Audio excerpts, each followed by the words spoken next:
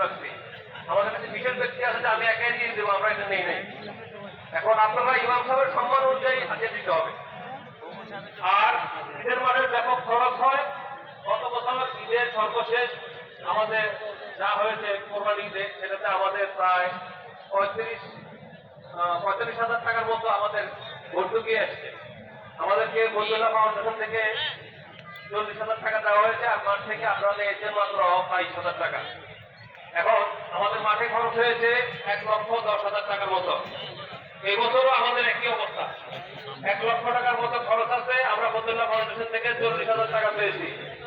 আপনারা প্রত্যেকে এই মাঠকে আমরা যেন উন্নতি করতে পারি, ডেভেলপমেন্ট করতে পারি, সেই জন্য প্রত্যেকে কাজ করার চেষ্টা করবেন।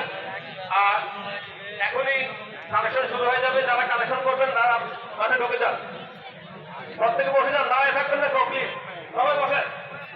এখানে মশলার ব্যবস্থা হবে, আমাদের লোক আছে মশলার ব্যবস্থা করে দেবে। পিছনে জায়গা খালি আছে, মহিলারা পিছনে আছে, একদম ওই পর্দার কাছে যাওয়ার দরকার নেই, পর্দা থেকে সামনে থাকবেন।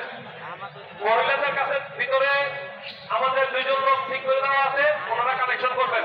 ইমাম সাহেবের জন্য সম্মানজনক ভাবে হাজিরা পেশ করবেন। ঈদের মাঠের জন্য যেন ঋণ না থাকে সেভাবে আপনারা